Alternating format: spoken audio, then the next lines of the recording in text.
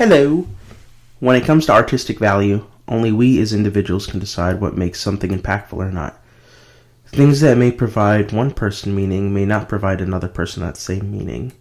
You run into this problem all the time. Person A sees a movie and declares how incredible it is, how its themes provided so much depth and meaning, while person B comes out of it having seen a movie that they thought was stupid. Who was right, who was wrong? Well, truthfully, no matter how we feel, no one is right, no one is wrong. They are, in fact, both right. Art, at the end of the day, is how it makes you feel.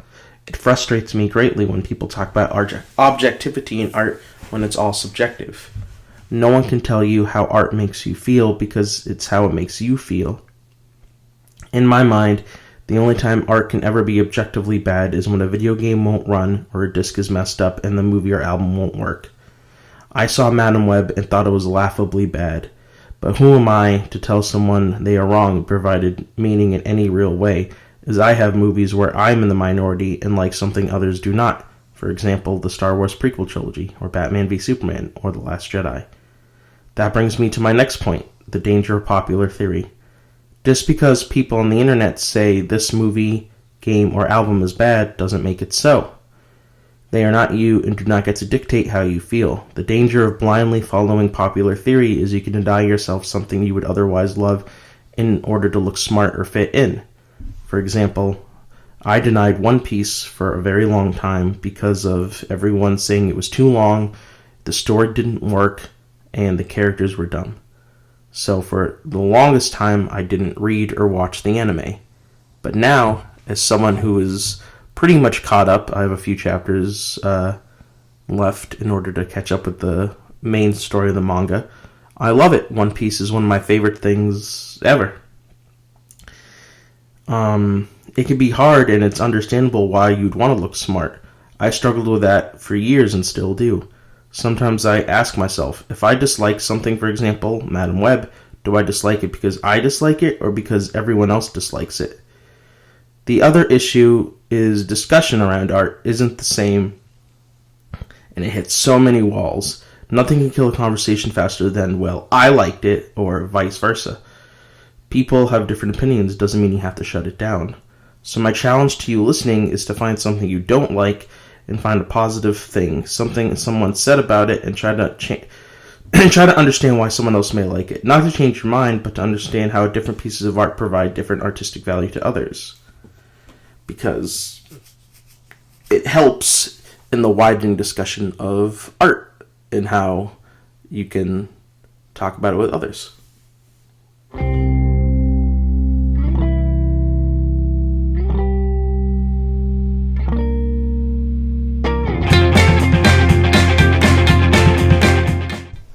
Now we have a new segment called Michael's Wrap-Up Thoughts, where I go off script on the episode's topic. So today's topic was artistic value and the danger of popular theory. So essentially, just to kind of wrap it up in one simple sentence, the idea is it's about, what's the way to describe it?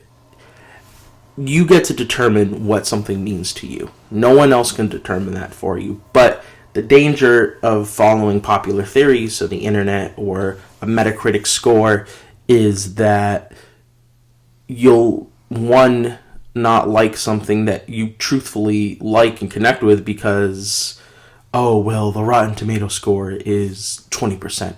Oh, the Metacritic score is 20%.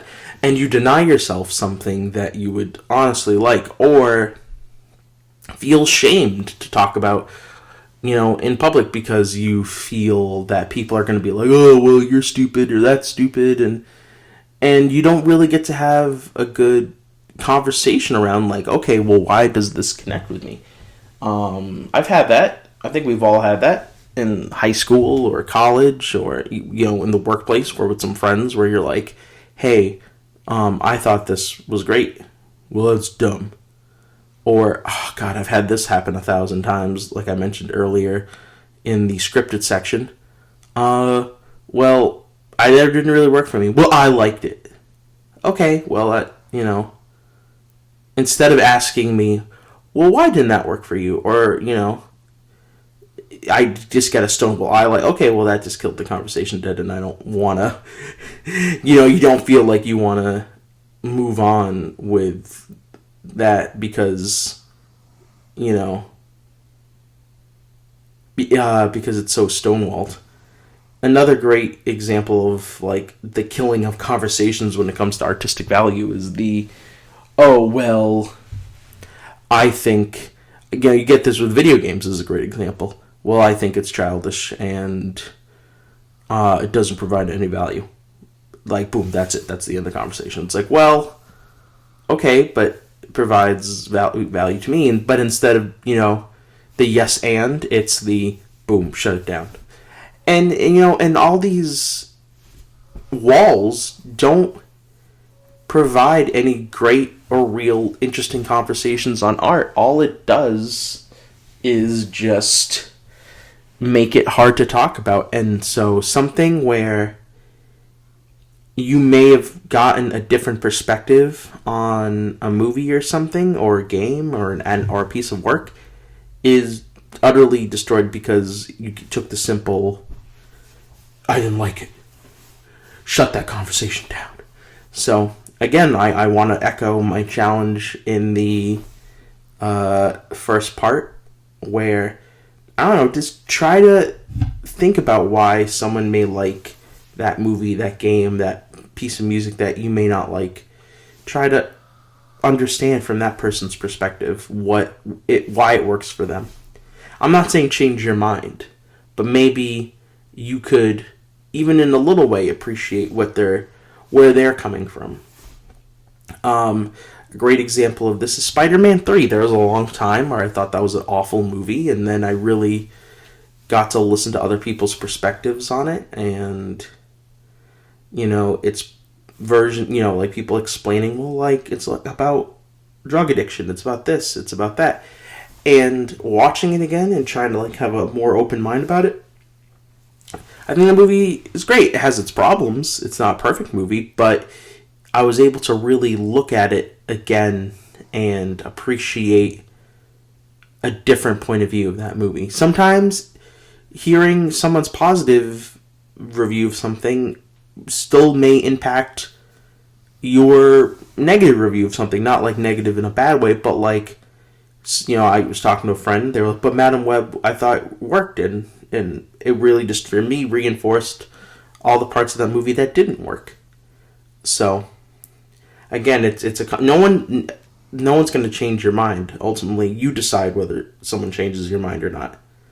You just have to be open and honest, and not be as judgmental or be like, oh, well, this was bad, and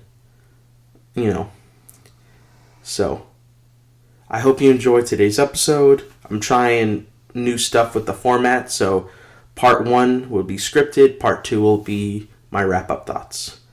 This was the heart of episode 24. I hope you have a lovely day.